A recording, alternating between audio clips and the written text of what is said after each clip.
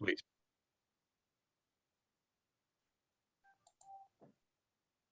Okay, good morning, everyone.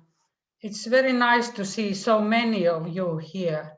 And this morning we will talk about spatial data and tools, how to handle the spatial data.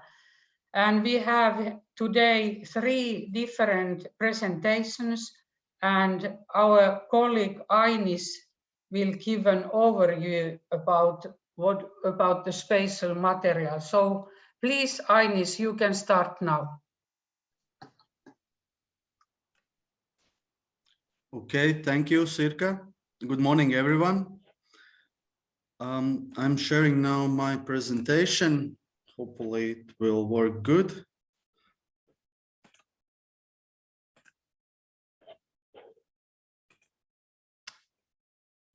So today I would like to provide the introduction to the need of use of spatial data in water management from the WaterDrive perspective.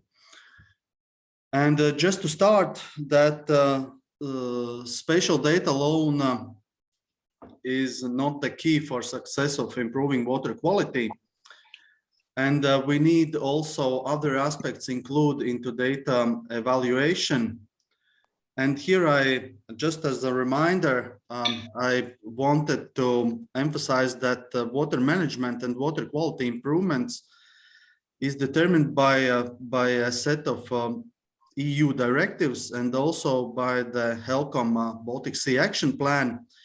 And when evaluating water quality, we need to take into consideration all of the aspects mentioned in Water Framework Directive, Nitrates Directive, and also in Baltic Sea Action Plan.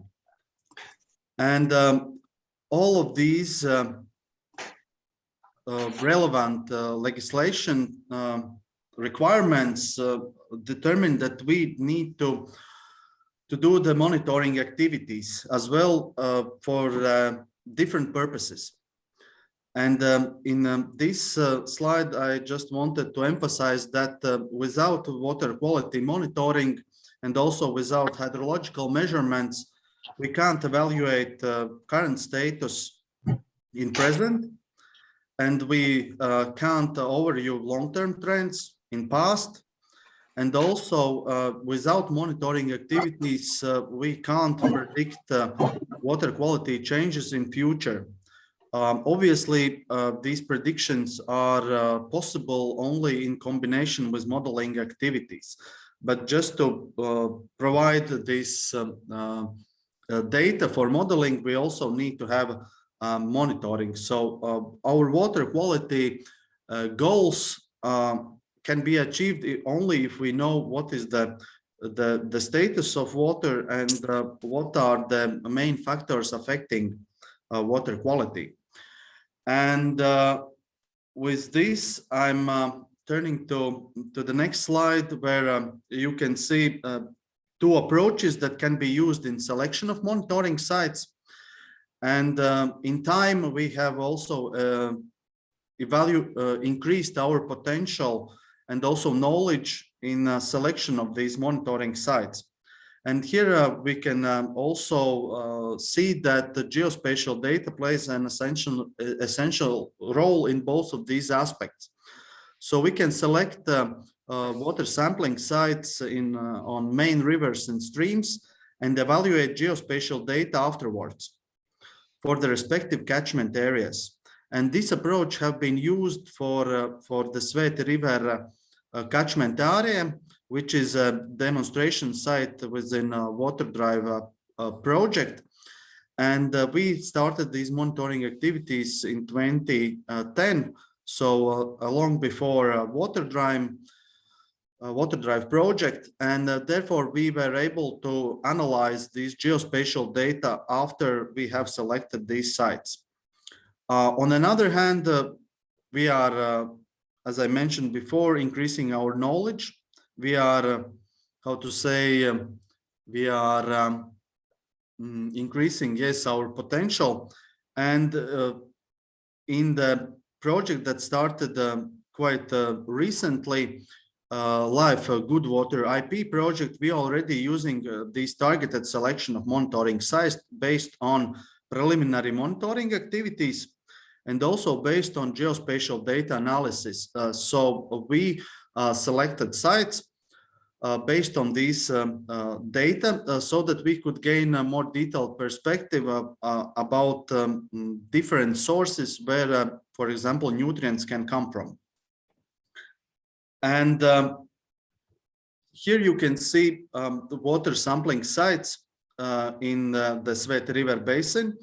And you can see main tributaries also for our demonstration site, demonstration catchment in the WaterDrive project. And here, very simple map is being created just to show where the sampling sites are located. And of course, this approach does not add any analytical component to it. It is just representing the sites. But when we add the drainage ditches to the map, and when we add subsurface drainage collectors, we are gaining a perspective of more detailed information about the catchment area. And we can basically delineate catchment area for each sampling site based on these data. And here is one site slightly closer so that you can see that we can add not only drainage collectors, but also we can add subsurface tiles. And in this case, obviously, we can create this catchment area very precisely. And where it is, where the drainage is not present, for example, like in forested areas, so we can use digital elevation model to complement these maps of subsurface drainage areas. And then obviously we also evaluate land use for each of the sampling sites and overall for the catchment. And you can see that in this map that there are large proportion of agricultural areas in the Sveta River basin as represented in brown color. But then still there are some urban areas in red, and the green represents forested areas. Then we go closer, and we can do it for each of the water sampling sites. And for example, this site, which is located close to the border with Lithuania, you can see that it's predominant in agricultural areas, which obviously adds analytical component to this map. And then we go deeper in the evaluation part, and here you can see rural support service map with codes of different agricultural crops. And from this perspective also we can evaluate these characteristics of the catchment area based on the crops which are grown in drained agricultural areas.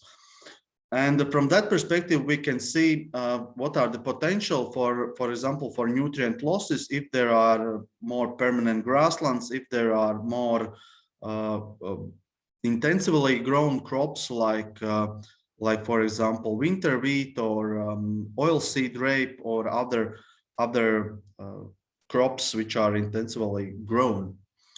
And then which is the major step forward in last couple of years is a digital elevation model.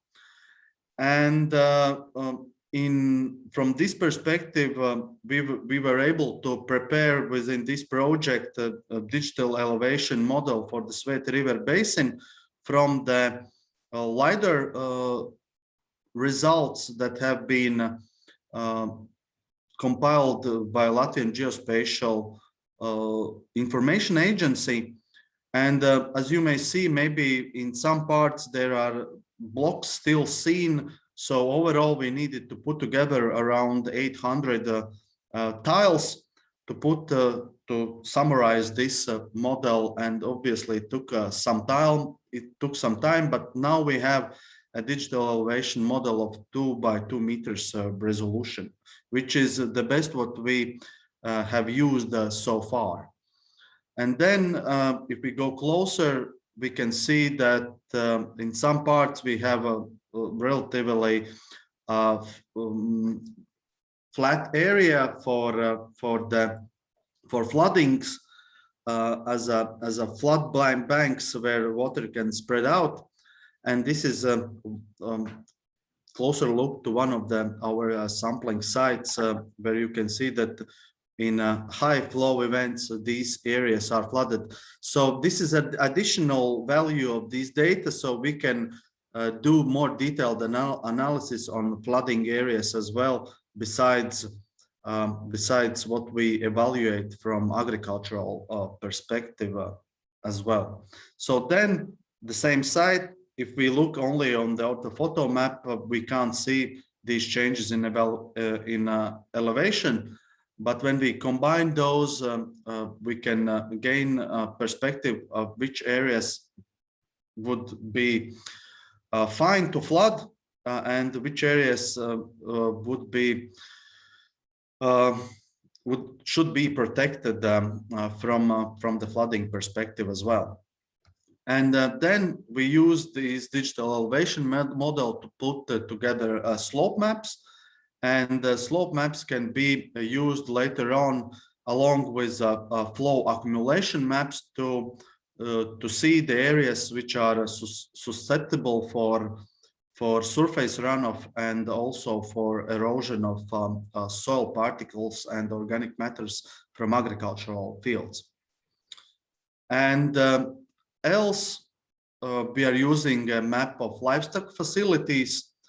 And if we see in the catchment area some large facilities, like in this basin, the largest one is with 2,371 livestock units. So we can pay more closer attention to this area and see if it has any impact on water quality in the catchment before and after, for example, this facility. And of course, wastewater treatment plants.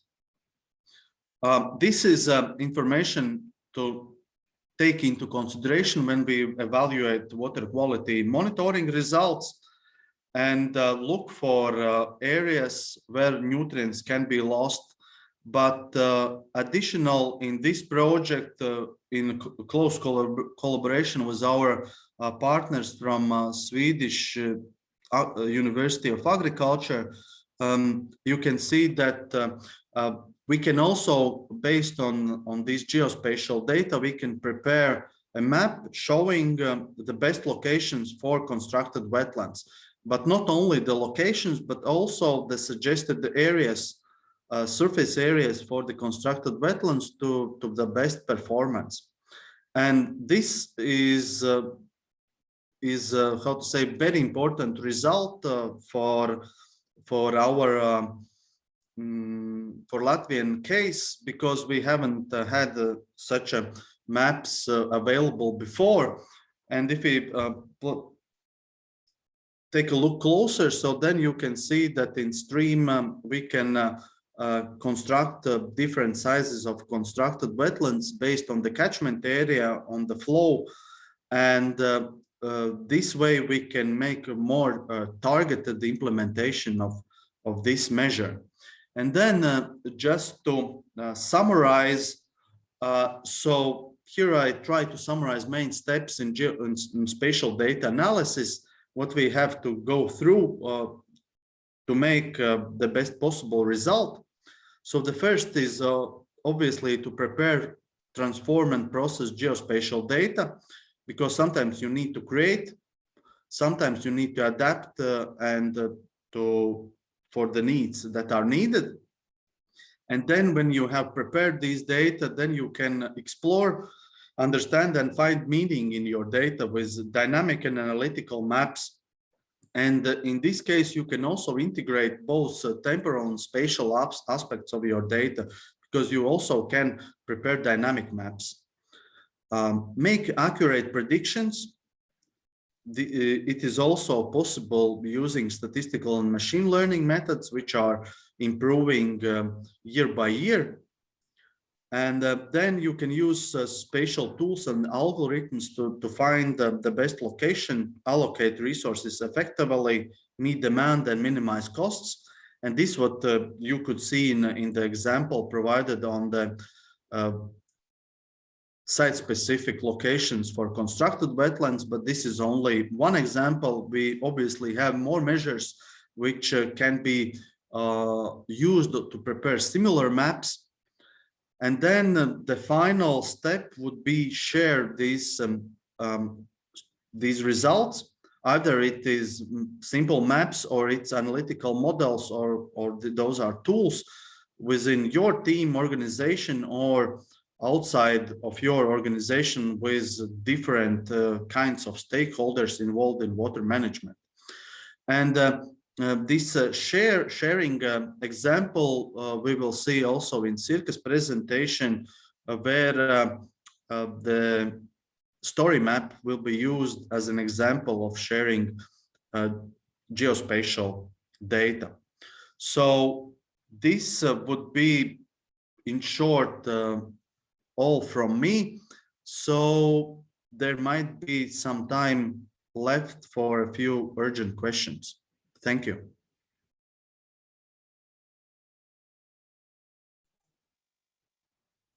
Okay, Sari is now present, so I give the floor to Sari. Yeah, hello everybody. Hope you can hear me now. I had some drama with my work computer and luckily I had another computer and now I'm in here. So thank you, Ainis. And if you have some questions, you have a couple of minutes. You can ask them now and maybe Ainis has some answers even. Or then in the end, we also have about 30 minutes where I have some Mentimeter questions for you. And we will be discussing about those answers, but also in there, you can come back to questions about the presentations, or you can write them in the chat if you want to. But please ask if you have some urgent questions. We have a couple of minutes now. I would like to ask something, Ainis. You said that you have these measurement points, not only in the outlet, but also in the tributaries. I would like to ask how many measurements you make per year. And you were saying that we need to get accurate estimates. How can you get accurate estimates of nutrient loading? Yeah, thank you, Sirka, for your question. I can tell you that water samples usually are taken on monthly basis. And this is a minimum that is needed to make more or less precise calculations on nutrient loading. But as we can see from our previous projects, that if we take water samples every 2 weeks, we obviously get more precise indications when and how nutrients are lost. So therefore, in some cases, there might be a need for more detailed monitoring, more frequent monitoring. And in some cases, it is enough with monthly water samples. But it all always comes to the funding, and if funding allows, obviously we would like to perform monitoring activities on more frequent basis. Yeah, can I ask a question? Sure. Yes, thank you, Ainis, for the presentation. But I have a question. Who is the target group of this, we can say, static maps? This is not dynamics maps, not interactive maps. So who is the target group? Is it it could reach the farmers, or it is higher level? I assume that it can be used for different purposes. How to say? I think it would be good to show this kind of maps for anyone, since in this way people can gain perspective of what is ongoing in the catchment area overall. If we go closer to the farmer's perspective, then we need to use maps on maybe different scale rather than we use it, for example, if we are talking with decision makers, which might need overall picture first and then go deeper in the scale if it is relevant. But I would say that it depends from the stakeholder and on which scale are you representing your maps. Thank you. Thank you, Ainis. And I think that now we could go to the next presentation. And if you have some questions for Ainis, you can ask them in the end of the event. But now, Sirkka and Juha will have some kind of dialogue, I think, and they will be giving us examples of the use of map-based material in water management. And this will be in the form of a story map. So please, Sirkka and Juha, the floor is yours. Thank you, Sari. And thank you, Ainis, for your presentation, because you already show us some of the thematic maps that can be used for different purposes. But Juha will share the screen and I will start telling you about our story map. And as the name says, it gives you story, not one single story, but some stories from different countries, how spatial data is used and how it can be used in different countries. So it will give you some examples and maybe innovate you to use different spatial data for water protection purposes. As Ainis already showed us, maybe Juha can share the screen. Here's the first page of our story map, and we have examples from different countries, and we will now go with Juha or examples from some countries, not all of these, but later on you can look them by yourself. But as Ainis already said, there are 3 maps that are crucial or that are available in many countries. And these are soil type, land cover, and also this digital elevation map. And maybe the last one is mostly used in many things because the targeting can be used based on digital elevation map for some purposes when you combine, of course, also soil and maybe also land cover data. But as I said, it will give examples, and Ainis already showed you some examples from Latvia, and I will start with the examples from the whole Baltic Sea region.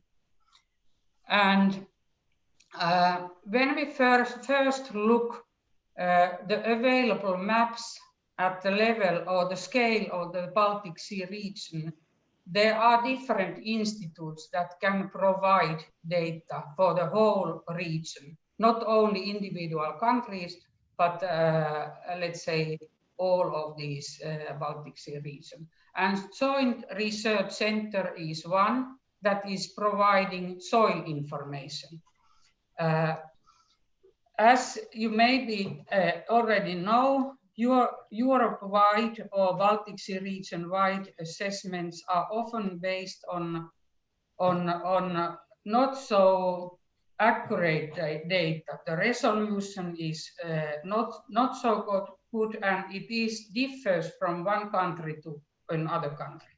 In this map, you can see clay soils, gambisols, clay soils in all of these countries.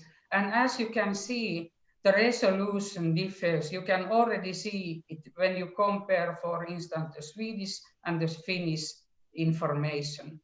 It amazes me that, for instance, Latvia has no Cambisols. I don't know is the reason that you don't really have them or that they are not classified as Cambisols, because the soil classification has been done very differently in each individual country. And there are 3 global systems for soil classification. One is World Reference Base, second one is US Soil Taxonomy, and the third one is Referential Pédologique French system. And maybe the first 2 ones are the most known for you. And if we look this soil map, once again, for instance, some of the measures, structure liming, also gypsum, calcium sulfate, is used for, or is preferred to used, for instance, to clay soils. And then it is important to find where we have these clay soils and what type of clay soils we have. Here is the map of the clay content, and you can see grams per kilogram values in each country. In Finland, in the coastal area, we have a lot of clay soils. Maybe this is one of the reasons that phosphorus loading based on the HELCOM measurements is highest from Finland archipelago area.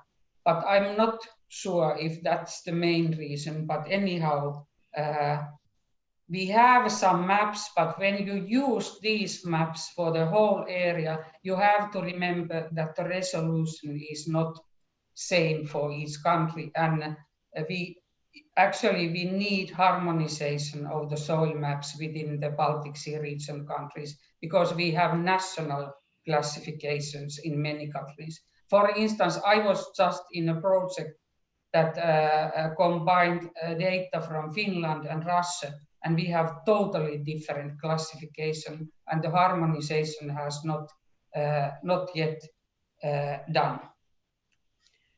Okay, then we go to the agricultural area, because agricultural area is also one thing that is important. We know that most of the loading comes from agricultural area and also, of course, from point loading, but it's important to know how high is the agricultural area.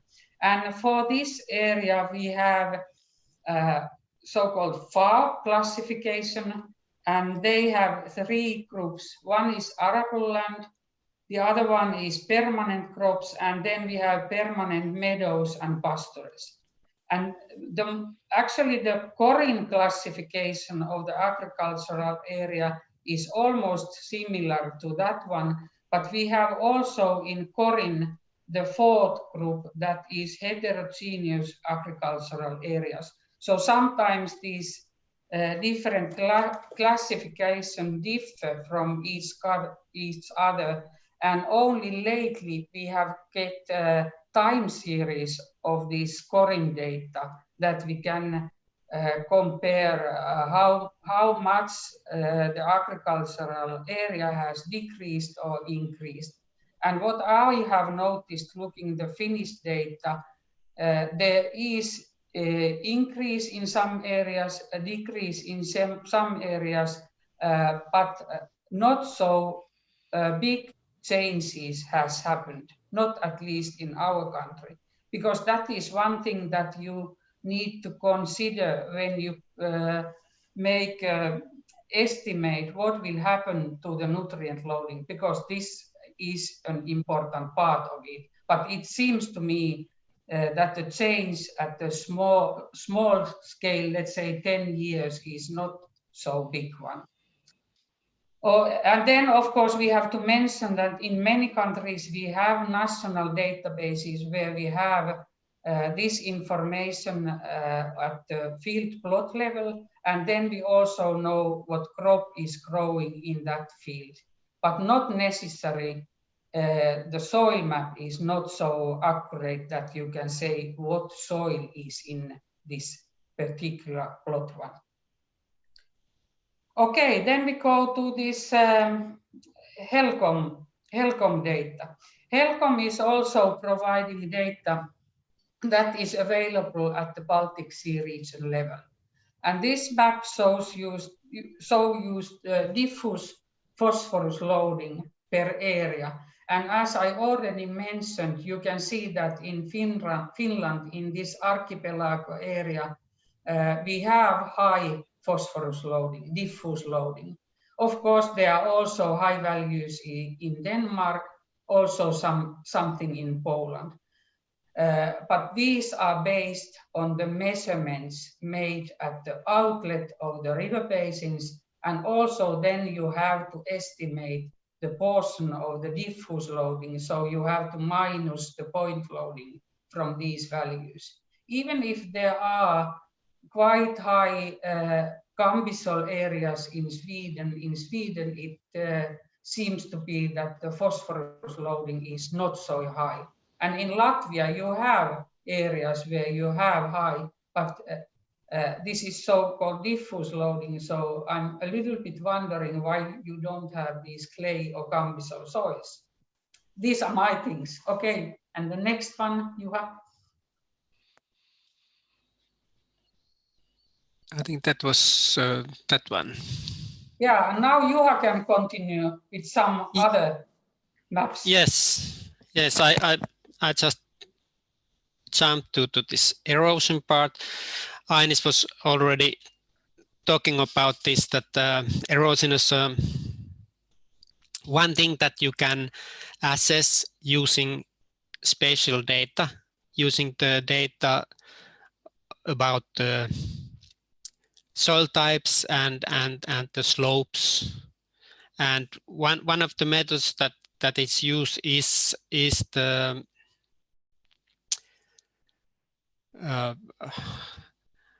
Rusle model, revised universal soil loss equation. And there is good opportunities to use spatial data and to calculate amount of the soil loss and erosion, or potential soil loss and erosion in different areas. And for example, in this map, this is calculated erosion, and this is calculated in this map without the C and P factors of the Rusle model. And the C factor is a effect of the vegetation, and the P factor is a effect of the human intervention, or those things that we are doing to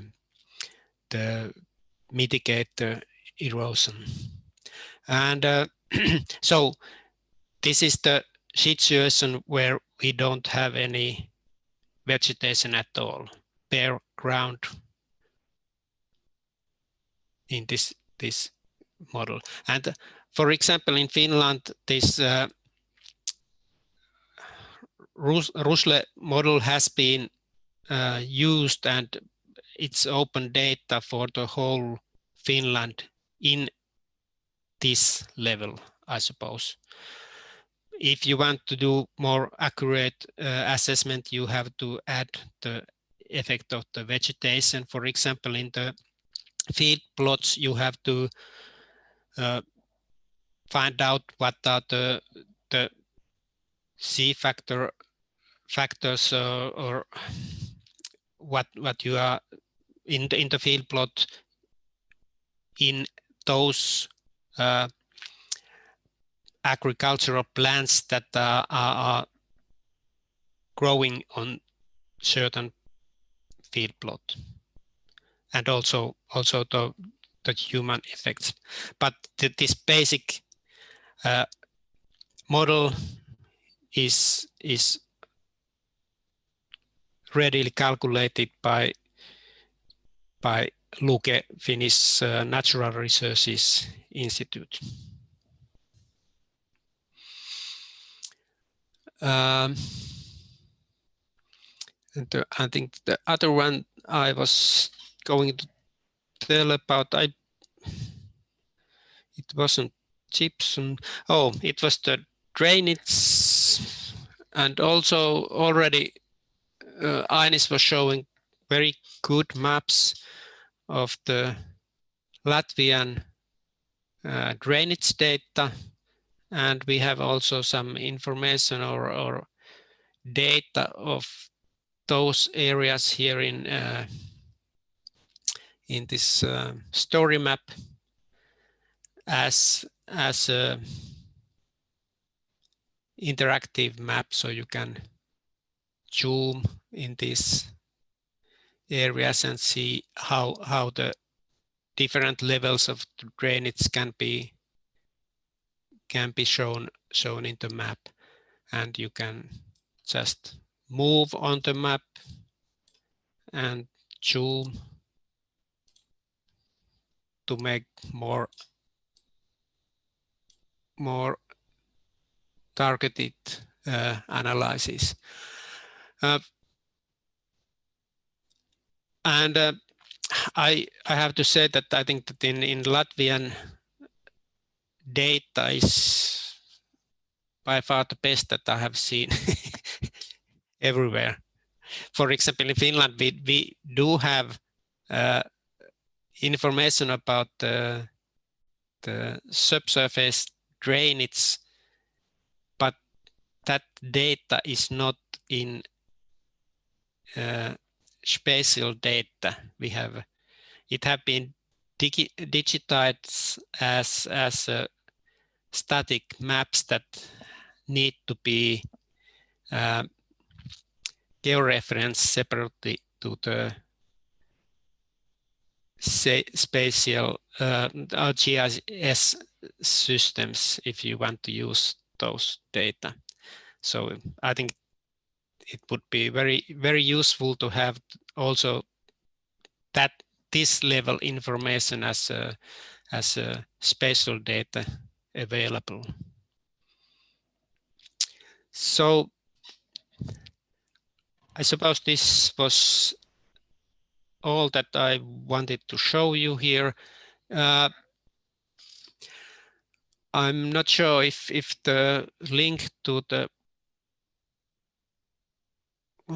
story map is available for all you. I can add that to the chat so you can check and look what kind of information we have there. Thank you.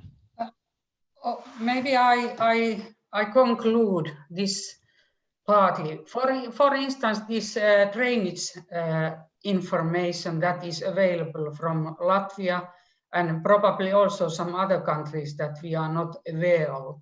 But I'm just wondering, has it been used in that way that we really know the flow paths? How much is flowing via surface runoff and how much is flowing via drainage tubes? So I think we still need, of course, there are models that can do it, but how well they really represent the whole system. And then one thing that was already mentioned by Ainis, and it is also in our diffuse pollution part in the story map, we have modeled data that is available in map format. But this, of course, requires that you have operational models working in the whole country. It covers all the river basins and also maybe the field plots. And for instance, I have to say that in Finland, we have data that is available at the river basin level and also at the field plot level, but we haven't yet used it in the same way that our Swedish colleagues are using the field plot level, because we have been thinking that the output, the model output is rough so far, because we don't have exact soil information, we don't have information about cultivation practices at the field plot level or even the fertilizer information.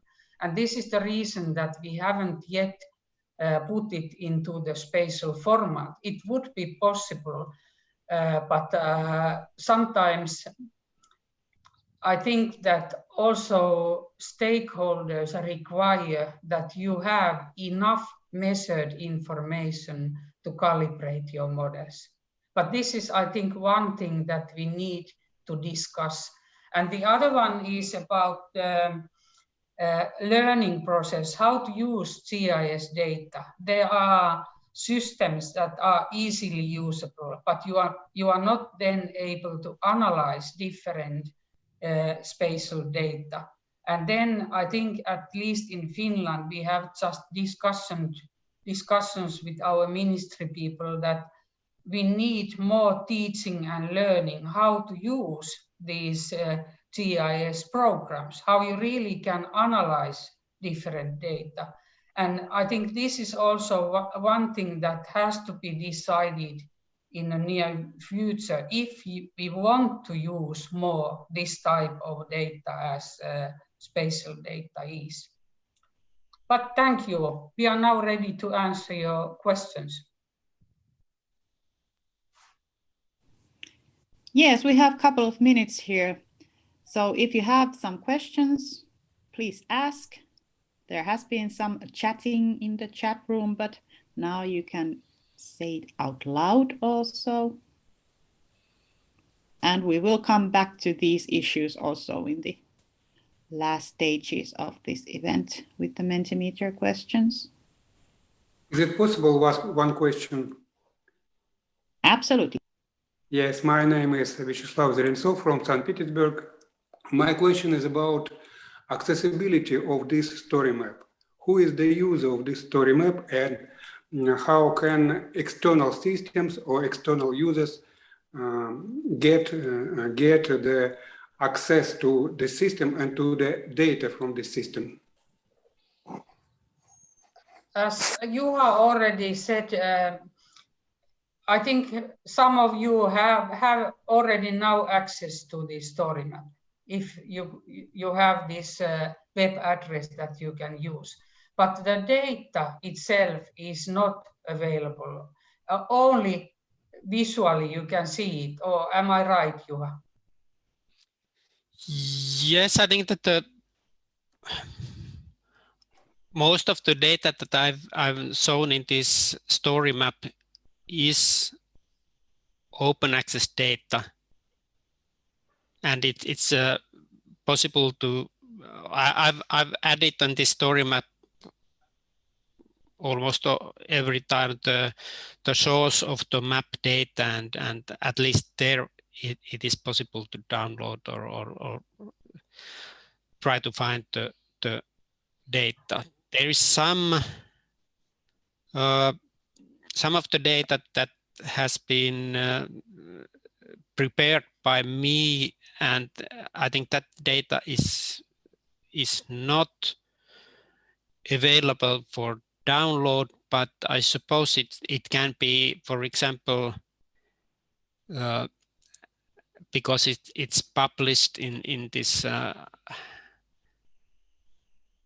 ArcGIS system, it's possible to find out the address to that data and use that in your own interactive maps, for example. But I'm not sure if it's probably not possible to download data, but you can link it to your own maps. But most of the data is available for download in this source text that I give in with these maps. Thank you, and I hope that in future we can organize relationships between our information systems to be ready to exchange our data between our systems. Yes, an excellent suggestion. I reposed a question about this soil samples taken, and I think I agree with Airi that it should be important that we have the soil sample from the really surface layer, not the depth of 20 centimeters, but this is how it is. I don't know why it is so. For example, this data that I showed, I can probably put it that again here of this data. It's modeled data, and it's a global data, so it's probably not so accurate, but it gives you some ideas about, and it's you can find the data for different layers. For example, here the layer is the clay content in 15 to 30 centimeters. You can also have the top layer, but I just added this as an example here. But in this global data, it's possible to have also the top layer.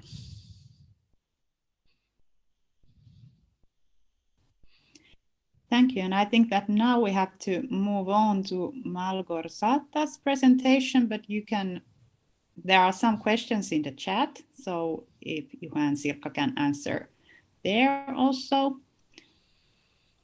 But yeah, next we have a presentation about spatial planning toolbox and what can we learn from others, examples from different countries. And Malgorzata. Hello, can you see my screen? Yep. Okay. Hello, nice to see you all. This is the time for presentation of our planning toolbox. I have to remind this is still a kind of draft because this is still all materials we completed during the project. We put on our website, on our Fen Horizon website, but Polish partners are preparing the toolbox, which will be the combination of planning toolbox and participatory toolbox. So this is a content of planning toolbox, but it will be something bigger. So I'm going to present a catalog of solutions that we collect during this time. And you are really invited to send us more solutions. So we have more. Now we have 13 solutions in our toolbox.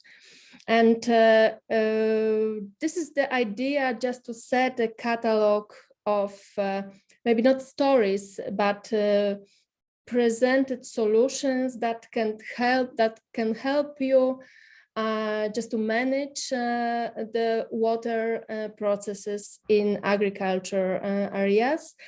This is a kind of book of inspirations. So we can read and we can watch how other partners in other countries solve problems, what kind of ideas we set in during WaterDrive project, how we started to cooperate in our cases, and just to be inspired and just learn from each other how to improve processes and how to use data. So this is like a very, very simple browser. So you can of course read about all solutions, but you can use a group of solutions you are really interested in. So if you want to find anything about the data you can use, you have to put this in this category type of tool. You have to use data. And we have 4 solutions that we defined it on this level, that this is about data. So for example, you can read about a solution from Finland, I think. And this is like 3 groups in our description. So the first point is what was the challenge. And when we create this description, we just set like several questions that the author of this solution have to answer. So why this challenge is important, who has to solve this problem, and what are the possibilities in this specific case. The second point is description of the solution. And so this is the story, how we work, how we solve the problem. And we prepared like a big table with this question. So this is like organized, all description organized in a similar way. And the third very important point is description of possibility of adapting the solution. So when I'm looking for a solution for my case, I have to know if this solution is very specific, very connected with other case when my partner work, or I have to change some details, some way of thinking, some data maybe, just to use in my country, in my case. So the third point is about a possibility of adapting it. And of course, we have to set if it is implemented or in progress. And we have solutions with some materials. So we were trying to put here also like photos and sometimes reports that we have prepared. So I'm gonna send you a link to it, so you can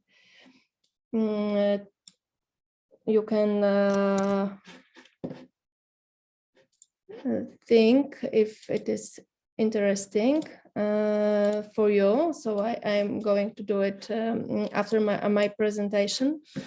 And now I'm gonna tell you about solution that we set in WaterDrive project. This is very important solution for us in Poland. Because we had many presentation about data, how to use it, how to where to find the data, but we have a problem with data, of course, too in Poland. But in our opinion, the first step here, from the point of view of our company, because we are responsible for cooperating between different stakeholders in different ways, is to learn how to cooperate.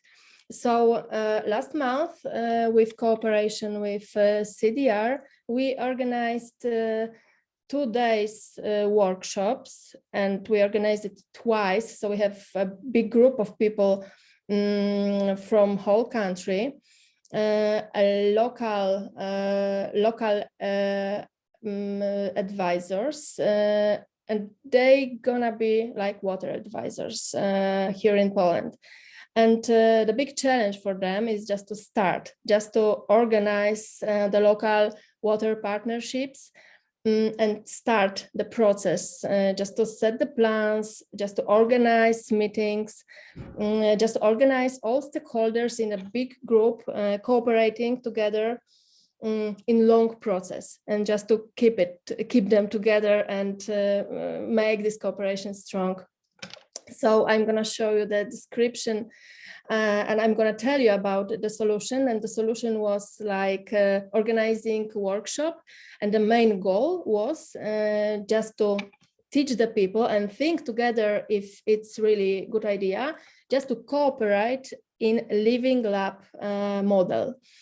Creating the local cooperation in local water partnerships. So the first day and the first part was like presentation, because education is very important. Every meeting, every workshop, we start with presentation. So we just prepared a presentation about about the water challenges in agriculture areas. They knew it already, but it's very important just to make the starting point that we all know the same.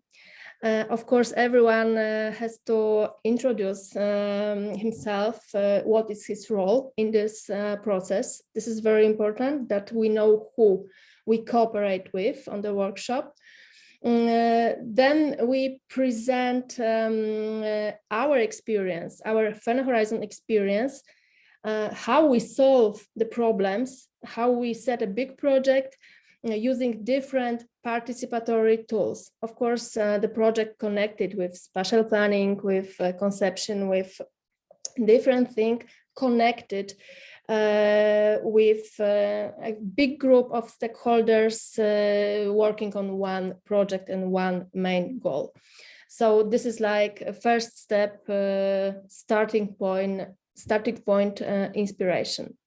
Then we just present the Living Lab methodology. What is the idea of Living Lab and what is the idea of cooperating this way? Then we just continue inspiring the participants and tell about, for example, Gmina Kutno working using Living Lab methodology on the water problems. So it was like step by step closer to water problems and closer to WaterDrive challenges. So in this moment, we had a group of participants well inspired just to workshop part.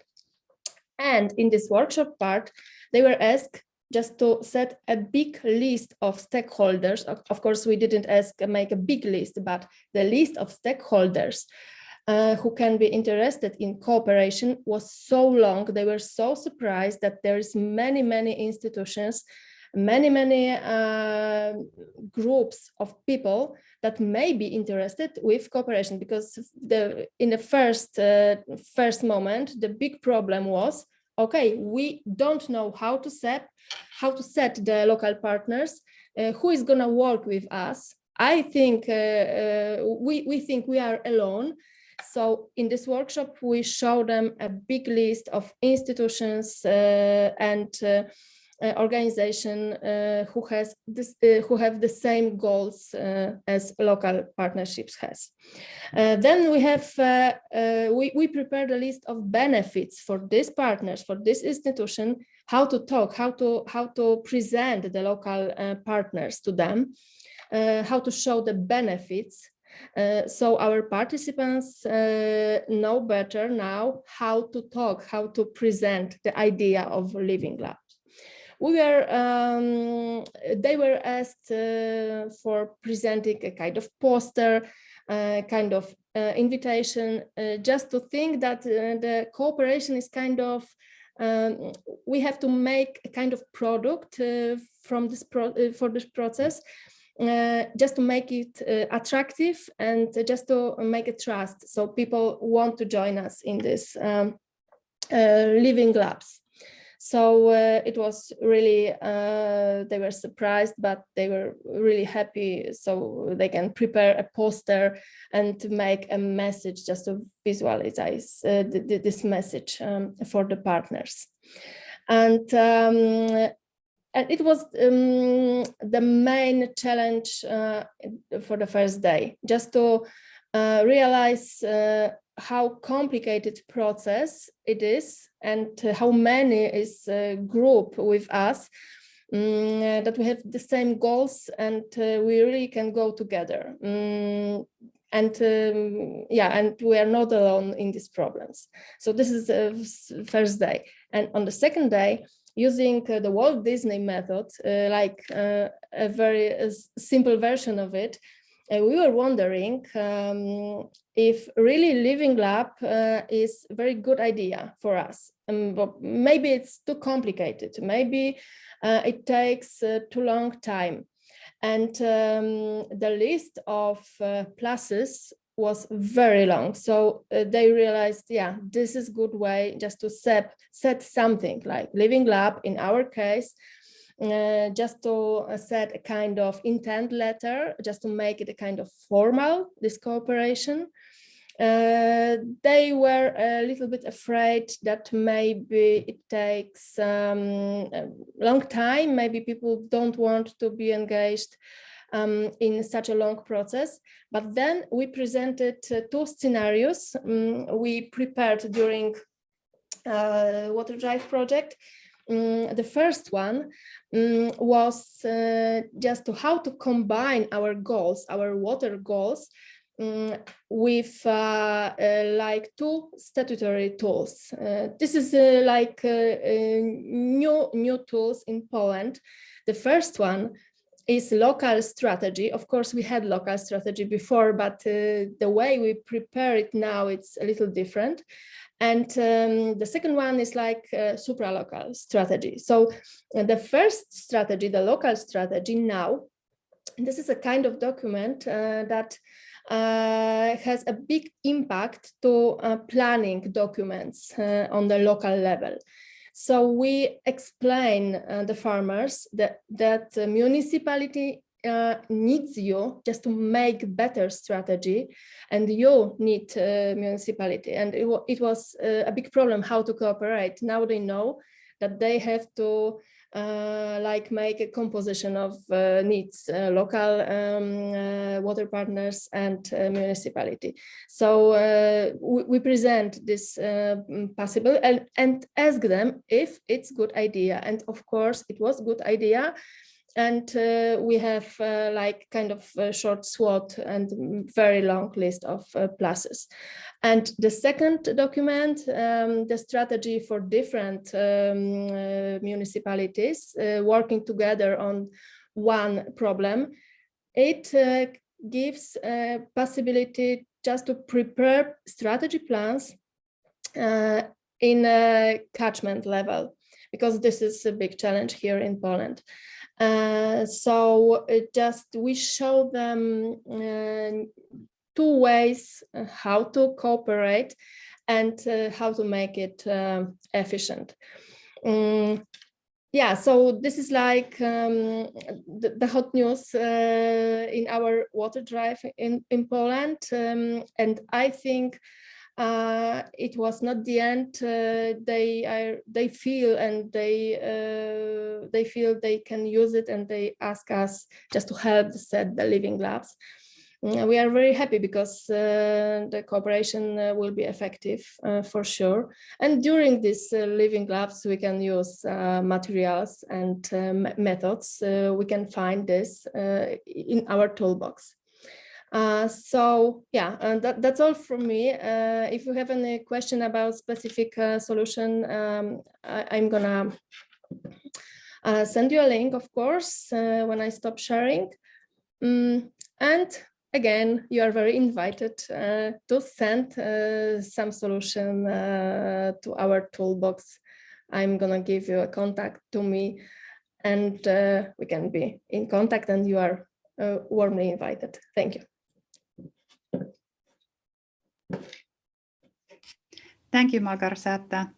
If you have some questions, you can now ask them. And then we were thinking with Sirkka that maybe because we have some time, we could have a couple of minutes of break before the next presentation. But if you have some questions, please ask them. Staffan here. I have a question for Margarsata, if it's okay.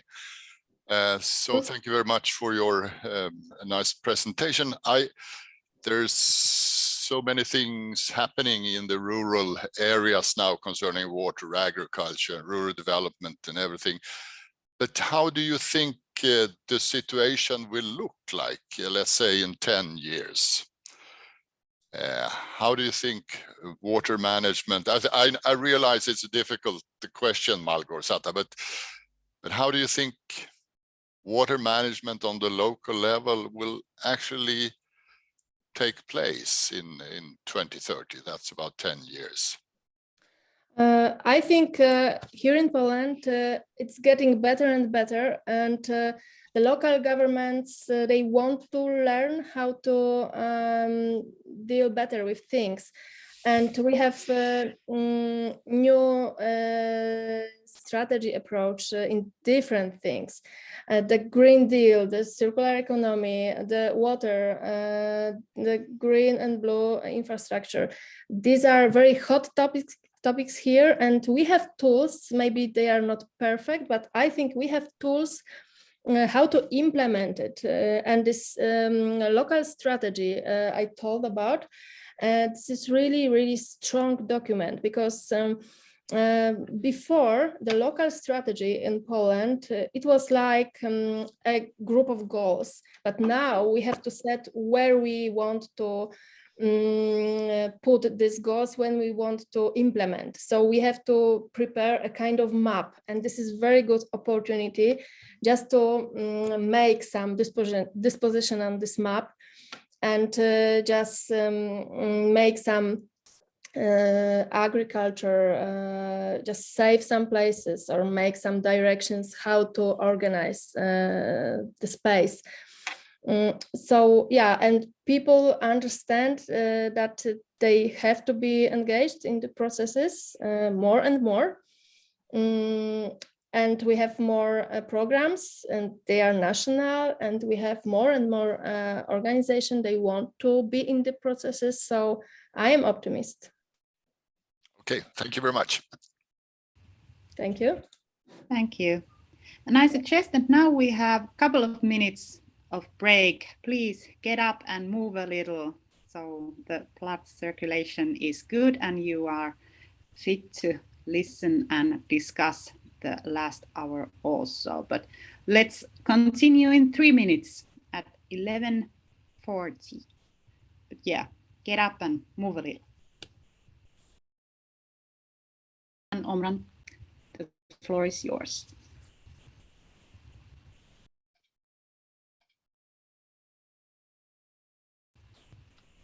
Yep, we can see.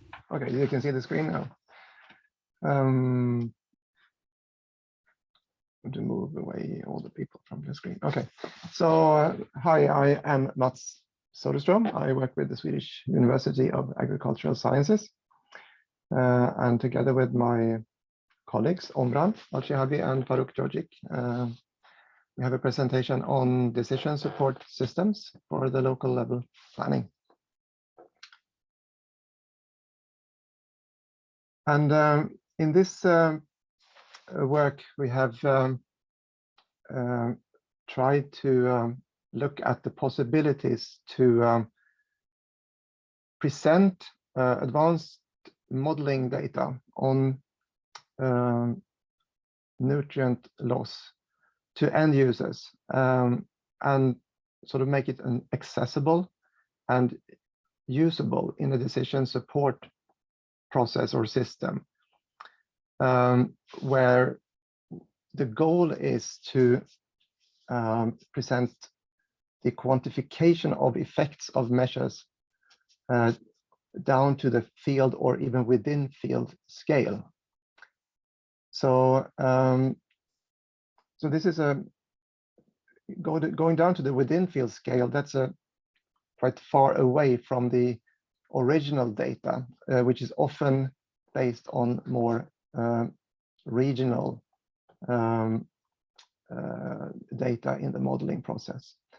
So in this case, the starting point is effects of measures on nutrient loss reduction from modeling. And in this case, the modeling itself has been a bit adapted to make it more easy to do this downscaling to the local level.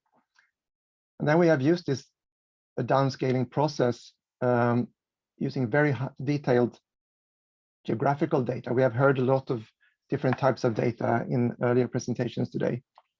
And in this case, we have access to even more detailed data on, for example, soil texture and different other important parameters or variables. And then we have used methods or developed methods to automate this downscaling and then create a system that makes the data accessible and also to have some sort of interactivity in the system so that users can upload their own data, for example, if they have something that is even better than what is already in the system. And also in this case, we have also tried to quantify compensation, economical compensation for using different measures together with another work package of WaterDrive, work package 4. So trying to do these things, we have developed a tool, a web application tool called WaterGuide Online. And we have worked in 4 different case study areas, 2 in Sweden, 1 in Finland, and 1 in Latvia.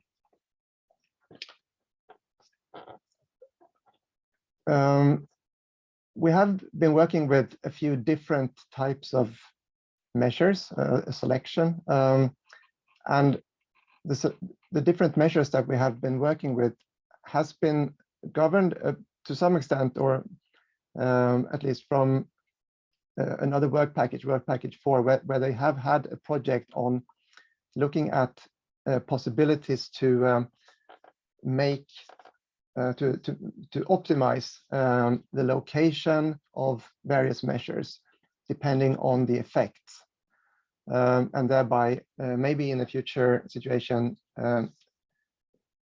use a varying economical compensation depending on the effects of different measures.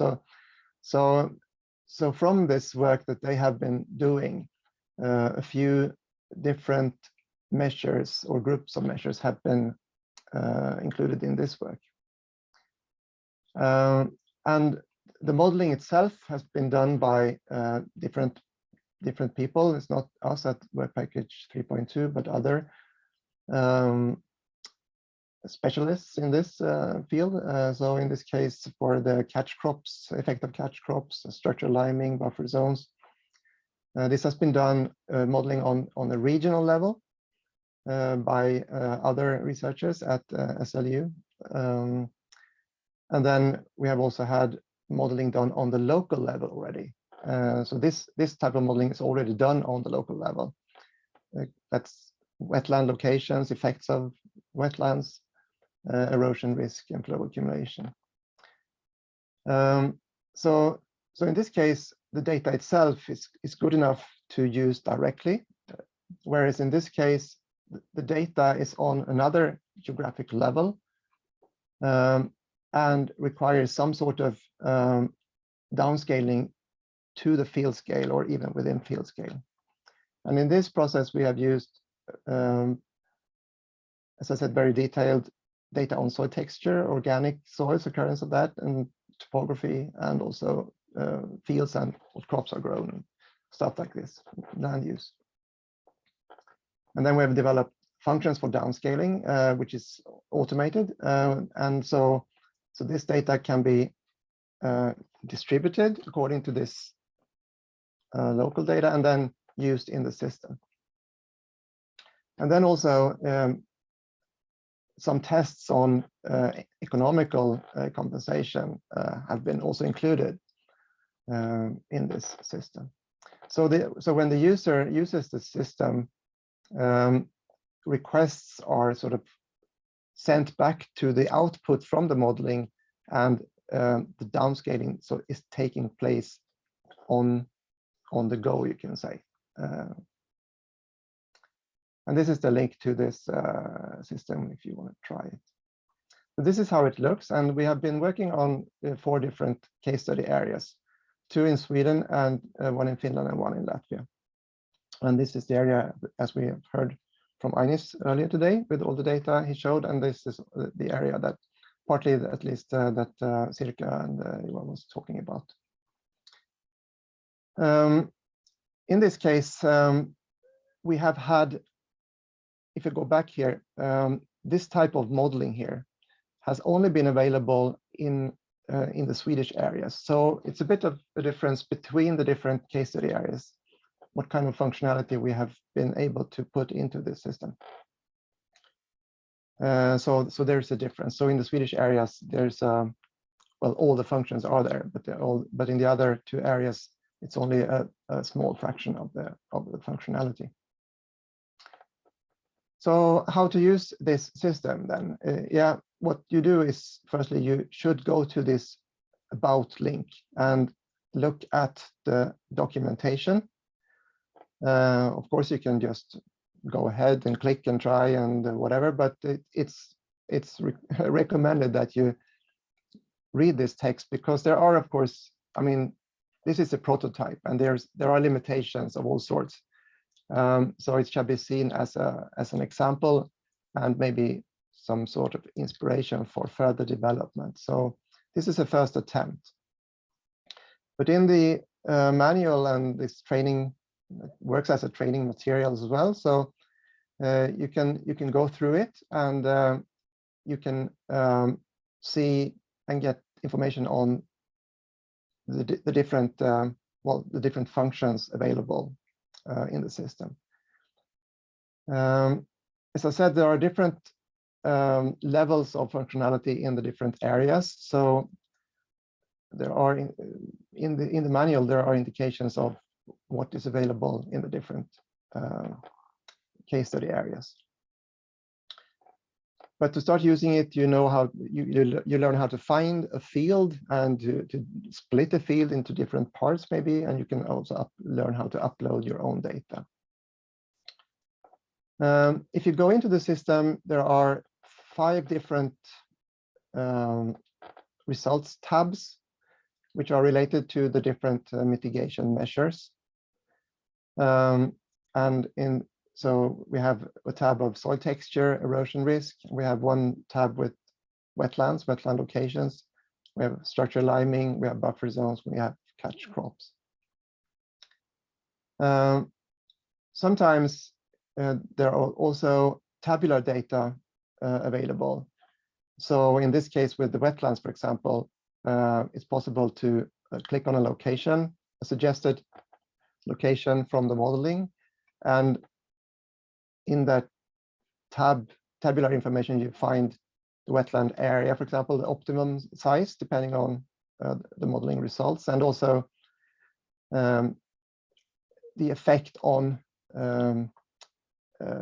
P and N loss, for example, and also costs in this case, and also the upstream area. So different types of modeling information is available. In some cases, in some of the tabs here, you have also example of economical compensation depending on the effects of the different measures. If you read the documentation and compare with the documentation, it's much easier to understand what the different numbers mean and what the different maps say. And there's also some references that you can use for further reading. So it's very good to have the documentation available when you use the system, so it's a bit easier to understand the different outputs.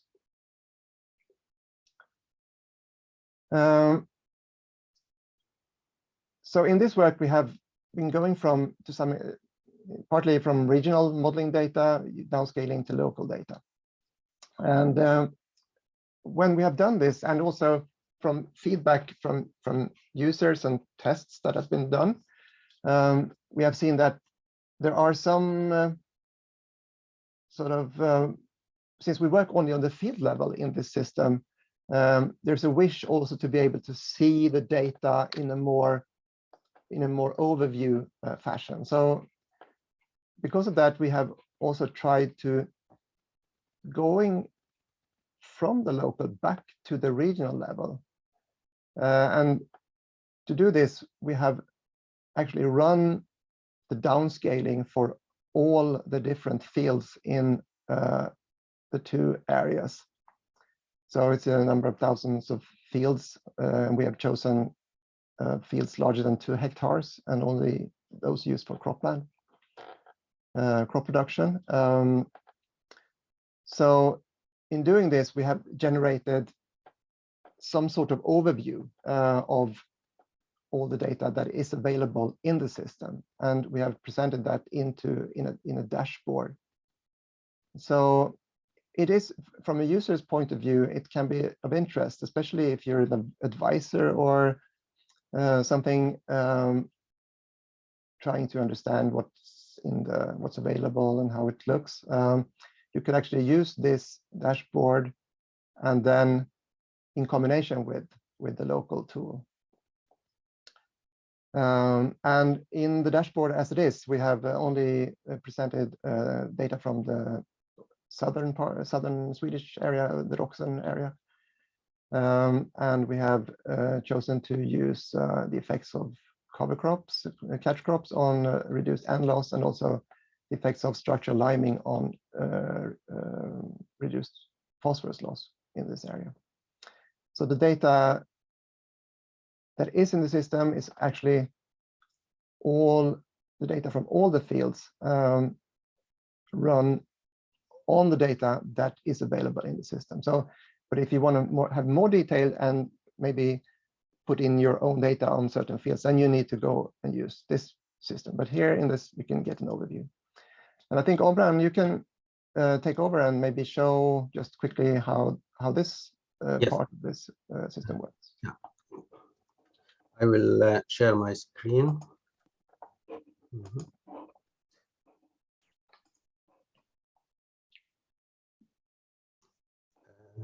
Yes. So, can you see my screen now? We see a horse. Yes. Yeah, I will. Let me see this for dashboard.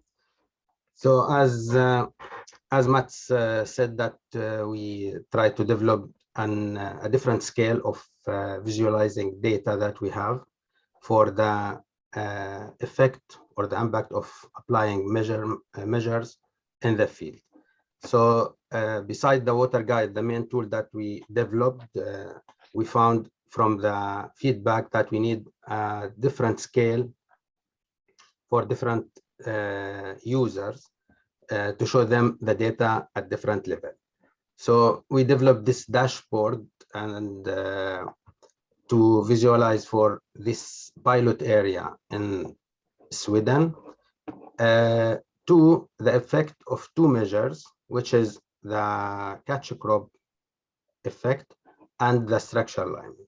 So how it works, this tool, we had this different combination of the main crop developed and the management applied as a catch crop. So we have different combination with these abbreviations that we can find here.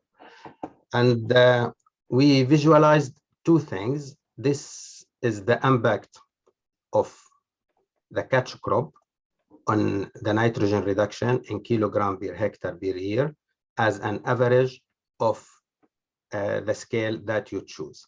So here we find the different combination on this pie, and you can see the effect, which effect is better than the other effects.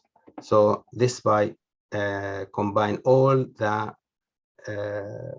combination of crop and catch crop in one figure. And in this one, we find the average annual bee reduction also in kilogram per hectare per year. But what are these values that we find here in these two figures?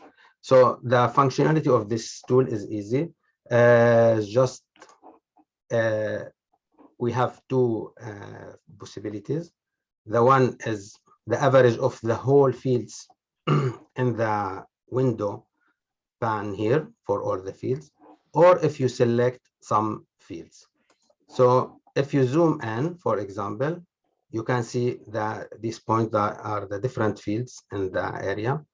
And these values here change when you change the window pan. So the results here are the results of all the fields figures in the window that you can see. So you move here, it will change. If you want to look on this, you can change also. If you want to see selected area of selected field. So you can choose here. For example, if I want to see the results of this area, I can just choose, for example, these fields in this area.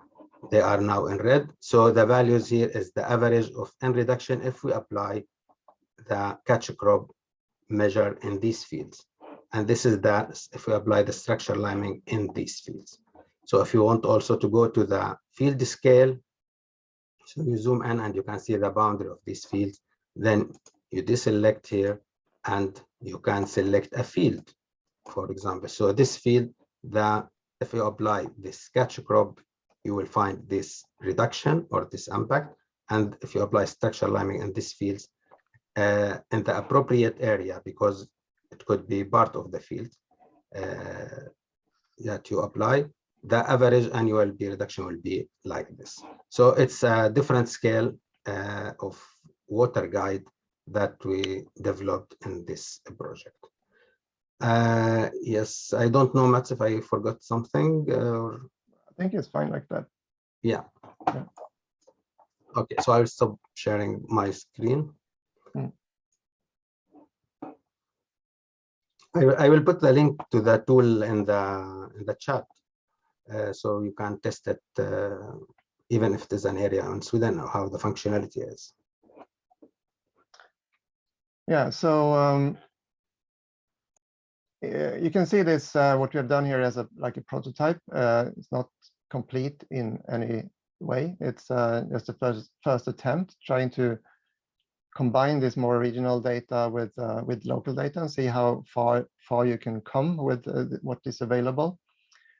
Downscaling data like this is a challenge, of course. There are a lot of assumptions, and especially when you're a user, because I mean we have had a lot of feedback, not all positive, I can tell you. It's a lot of comments on issues that one must take into account, and also like some, I don't know, dangers to present data at this scale. And so it is a bit of a challenge both for researchers, and suddenly, I mean, if you're a researcher, you do modeling on a more overview, like a regional scale, it's not so dangerous. But I mean, if as soon as you start to sort of say something on how it is on this field, then suddenly there are users and people that know a lot of things about this field and know that, well, this data that you have presented is not really relevant because there are a lot of things that you haven't considered. So yeah, so it is a challenge, but it's also interesting to try to sort of challenge to challenge what is possible. And when you do that, you see that there are different, maybe you can come up with for future research, you may understand better that, okay, we need also this and this information to be able to be more accurate and produce something that is even better than we did before. So it's an interesting process to try to work with this type of data also towards end users. And of course, we have seen that it's a huge data demand if you do this, and not always still we don't have all the data that we really need to be able to do this at a very fine level. This type of data in a system like this, it's very easy to misinterpret and misuse, of course. So one needs to be a bit careful when presenting data like this. You need some testing and you training, and you need to understand limitations, of course, and use the data only as one of many inputs in a decision process. That's why it's called decision support. It's not an expert system, it's a support system. So we try to present data, and then if it's not really relevant, then try to avoid it, of course. But it's very good to combine this type of data with local knowledge. I think it's even necessary to be able to use it in a good way. Probably this type of system and this type of data is mostly suitable for group discussions where you have different types of advisors, maybe some sort of experts in different fields, and maybe farmers. So one could discuss what is shown and how it can be used, and get input from different target groups in this case. So as I said, also there are new possibilities when you start doing this, and when you try to compile data and present it. Very soon, many people find there are new opportunities. They want to do new things. Can you do it this way? And we need this type of data to be more efficient. And so I think this type of effort, even if it's not perfect, it can be useful for further work. So that's our hope, at least. So thank you for listening. And this was the end of our presentation. And I can also say that the different tools that we showed, they are available freely. So you can use these links and test the systems yourself. Okay. Great, thanks. And I have to say that all the presenters have been amazing with keeping in time. Actually, now we have our last session, which is about answering some questions and discussing. But if you have some targeted question now for Mats and Omran, please go ahead, and then we will be going to Mentimeter. I already can put the I have one yeah, question. Go ahead. As far as I understand, Mats, you have tested this tool in Sweden with stakeholders. Have there been any concerns about general data protection regulation when we come to the field level data analysis and by showing results?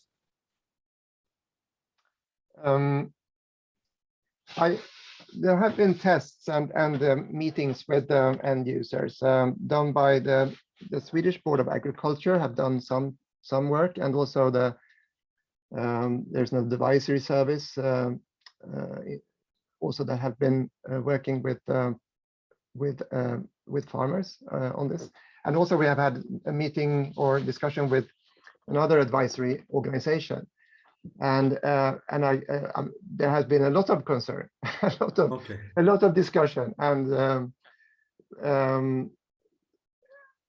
complaints, you could say, but maybe not. I mean, but still, it's a lot of issues that you can discuss and have opinions on. But so far, I mean, the data itself that we use is open data, so it's not anything that has been like. There is no private data or anything. It's just data. So it's just what is available. But of course, when you go down to that scale, there could be concerns on integrity and whatever. But yeah, it's an interesting topic. Yes, and this question just came to my mind because usually we don't work on such a detailed scale, and this project is, I would say, one of the first attempts to go to the field scale, and obviously we didn't have this regulation active beforehand, and maybe less concerns were at that point, but now it may arise, and we might need to address this aspect as well later on in our studies. So that's just a heads up to keep it in mind when we do field scale evaluation and modeling and presenting results. Yeah, thank you. I have also one question. Thank you very much for the good presentation. I would like to ask about these Swedish pilot areas. Was there differences in the agricultural loading in phosphorus or nitrogen? Was the other one was there more loading than from the other? And is it possible also in the system to see the loading itself, not only the reduction? Thank you. It's not possible in the system because then you need to. That was not the intention of the system. From the original modeling, you can see it. That was like the basis for the, but it's not available in the system itself. But there are differences. I cannot say there are maybe some people in the audience here that could assist me here, Katarina Kilmar, for example. But in principle, there are some differences because there are differences in soil types, specifically in the northern part is very clayey soils, and whereas the other one is more varied, more lighter soils. And so there are some differences in general. I cannot say the details. I don't have it.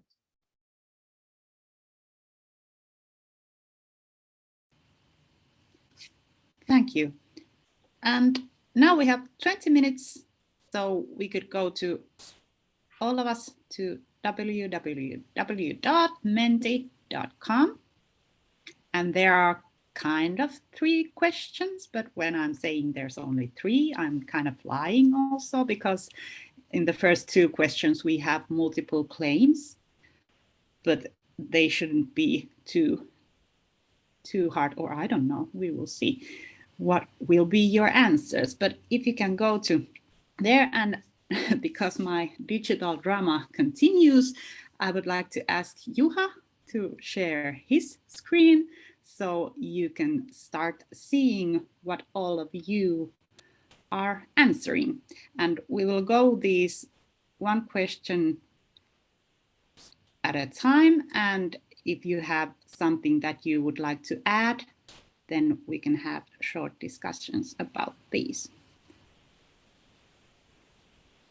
But maybe if Juha can share the screen so you can start seeing the poll.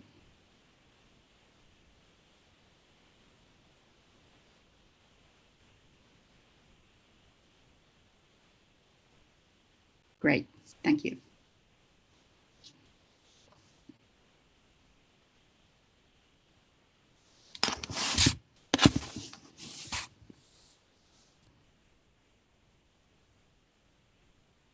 Pretty much in the middle is the mean. But we still have loads of people who haven't answered yet. So the first 2 are dealing with spatial data, and the last question will be about all-around modeling, you might say. So first, we would like to know about your situation in your country. Is there enough spatial data? Is it free? And is it available for anybody who needs it? Because, of course, there can be data, but if you can't use it, or you don't know where it is, or you can't afford it, then it doesn't give that much. Pretty much in the middle.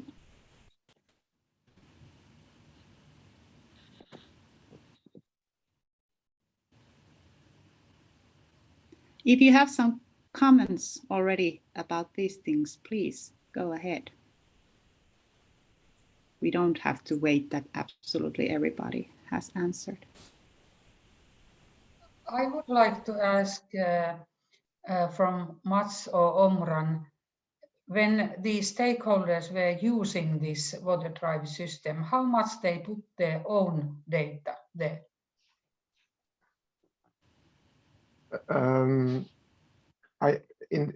You mean if they uploaded data in their system and tried?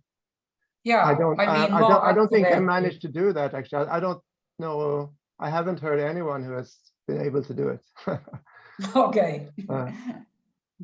at the moment, actually, the function is not even working because we have a problem with it, but it has been working before. But so it has been, I mean, you could do it, but I don't know, I haven't heard anything about it.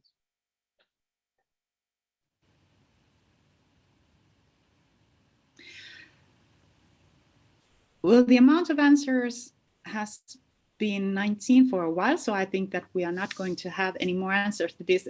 Is there something that somebody would like to say about this? It's a bit in the middle, but for instance, in the last claim, all spatial data is available for all who needs it. There has been also answers in the strongly disagree part of this. So would somebody like to say something, or do you have some suggestions how this could be improved?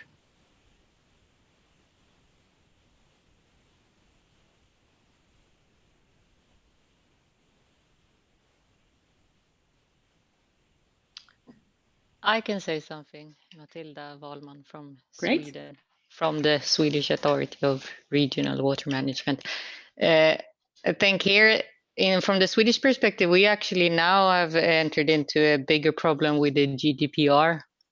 So even more things have become hidden, so to speak, for the public than it was before. And then we still have a lot of it public, but we have quite a few geographical and spatial data within the authorities that we can use, but then are not longer public, which I think is sad. But this is the regulations these days. We'll see if we can walk around it, or if we can change it back. Yeah, that is my comment. This is a good point, and yeah, you could say it's kind of a double-bladed sword, this GDPR. There's a lot of good, but it also causes this kind of effect, definitely.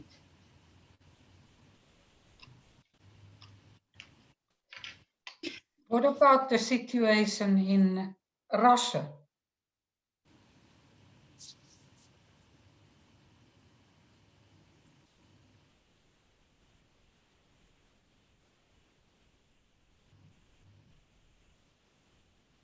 Are there any comments on that?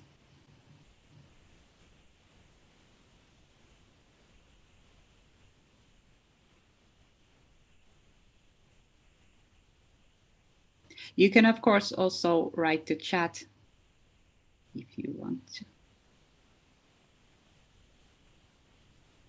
If I may comment about is there enough spatial data? So I would say that with time, the demand is increasing.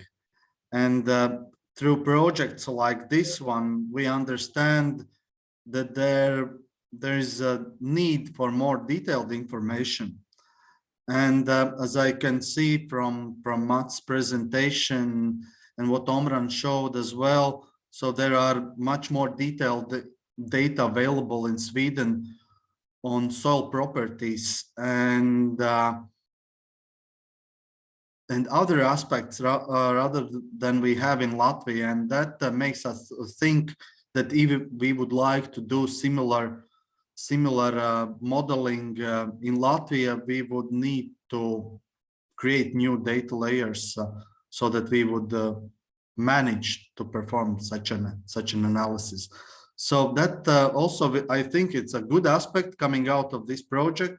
So we gain a good perspective from experience and examples from other countries, and we can learn and might have more arguments if we are talking about the funding availability and about geospatial data preparation, that we would need such a data for further analysis if you see it relevant, and more from the decision-making process perspective.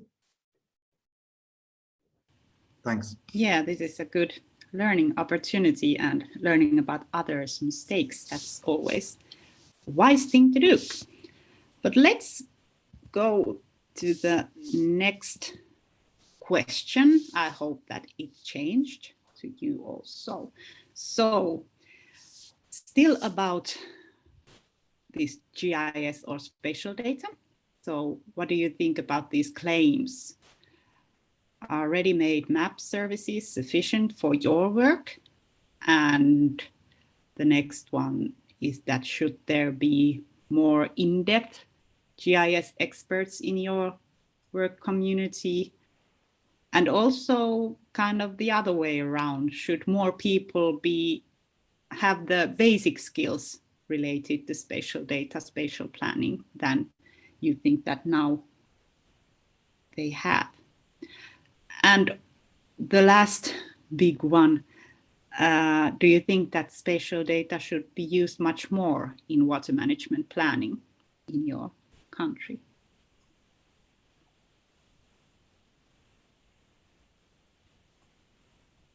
The balls are moving.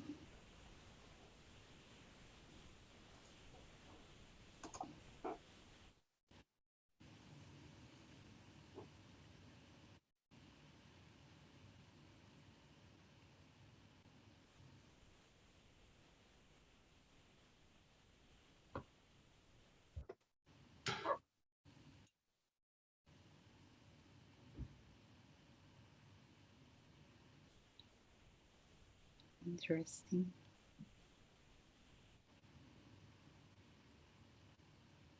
Sorry, Stefan has raised his hand while we are waiting for replies. Oh, so sorry. It doesn't show that to me.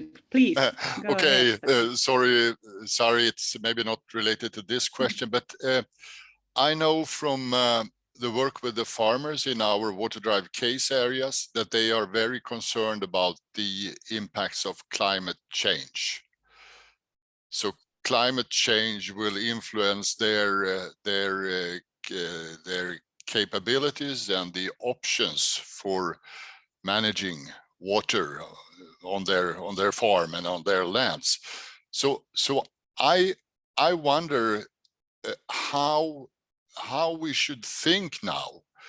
We have seen those very nice maps about soil characteristics, about the intensity of food production, about the diffuse source pollution. But there is also maps and spatial data about the impact of climate change in the Baltic Sea region. So my question is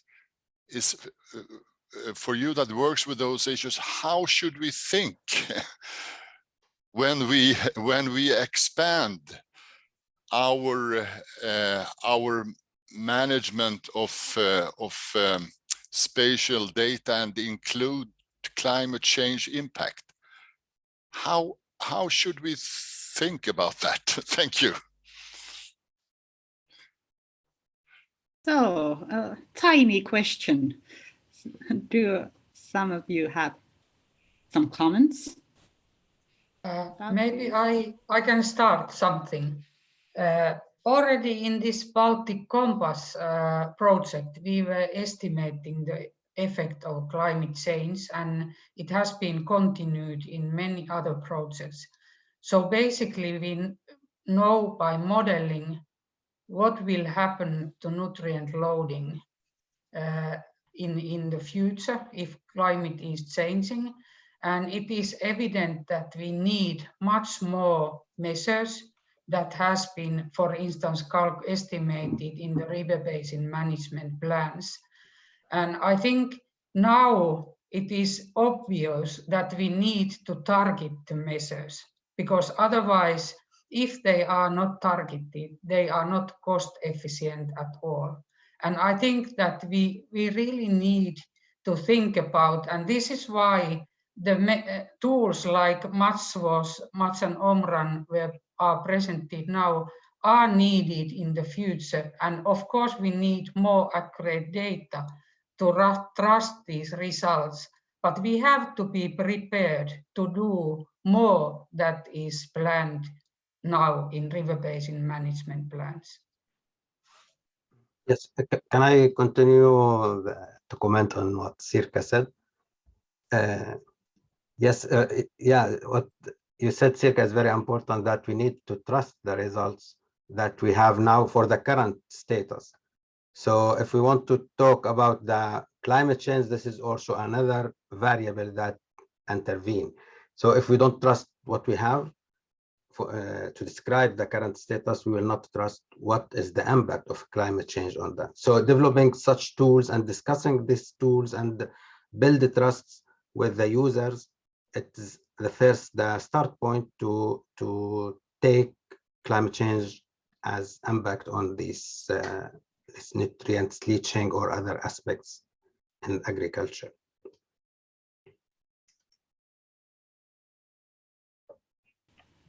And I believe Reinhold has a raised hand. Yes, hello. My question is, you mentioned in different presentations that there is still data missing. On the other hand, Europe has a big program with Sentinels, with this Earth observation program. Is there an installed link to this program to specify which our needs are?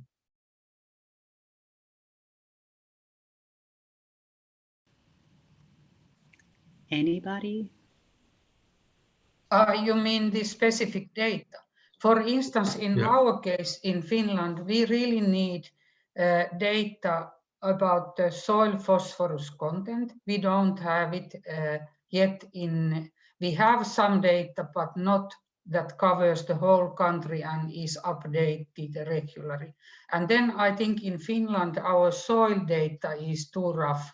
We need more accurate soil data. Maybe digital elevation model is enough, and also land cover in some scale, maybe not at this very small scale.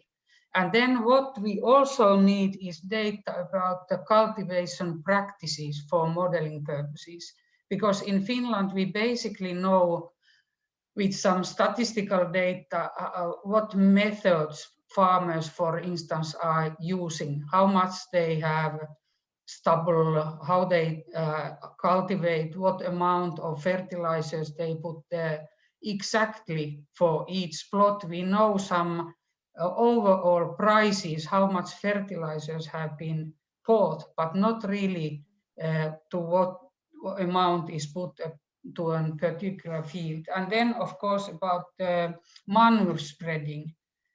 We know the animal farms, we know how much they produce phosphorus and nitrogen, but we don't know exactly where the farmer puts the manure. So these are the main things we are missing in Finland. Maybe somebody could say something from other countries. See, that was not exactly my question, Sirka. I know, for example, that there are big programs or big efforts to use satellite data within the Sentinels to detect crops on the field level. My question was, if we are doing such good work, is there a possibility or is there a link to cooperate or to bring in our needs to the specifications of the satellite program Sentinel? I have a little bit the feeling that there are two worlds moving along side by side, but not interacting. And we have so many information. Why not? Is there a possibility to influence the specification for future cameras in the satellites bring into the space? That was a little bit the question. Okay, about the satellite data, we have tried to use satellite data to estimate what is the vegetation cover during autumn after the crop has been taken away and maybe plowed or left some vegetation cover. We have tried to analyze it with the satellite data, but it seems still to be difficult to do. So I think we need more projects really to calibrate and test what is the information about the satellite data, but it might give some answers in the future. Yes.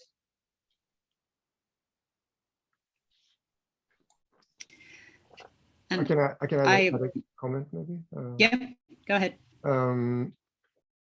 there's a whole scientific field of called digital soil mapping, which is has evolved since, well, the last, say, 15 years or so, where people are using this type of data that you mentioned in combination with all sorts of other types of data to generate products such as the soil grids database, for example, that was shown by the Finnish presenters. And that is a global, and there's a lot of similar things going on in Europe and globally in other countries, where they try to use this type of data in combination with data mining methods and artificial intelligence methods and things like this to produce predictions. But sometimes it is a bit difficult to reach the level, the detailed level that might be needed, depending on if you want to work on the field scale, or if you're happy with more regional data sets. Then I think there are some limitations, but it's a lot of work going on in this field. So I would not say that it's like two parallel worlds. It's actually also integrated in some work going on. Thank you. And now our time is up, and the last question shows that you are, or we are, using a lot of model data also in targeting the protection measures, but maybe it could be even more, at least I think so as a Finn. Does Sirkka want to say something as a kind of mother hen of the event? Okay, thank you, Sari, and thank you for moderating us, and to all of you who participated. And I think we need to discuss and continue this work. Everything is not yet said, but I think we made a small step forward with our spatial workshop today. Thank you for everyone. Yeah, thank you a lot.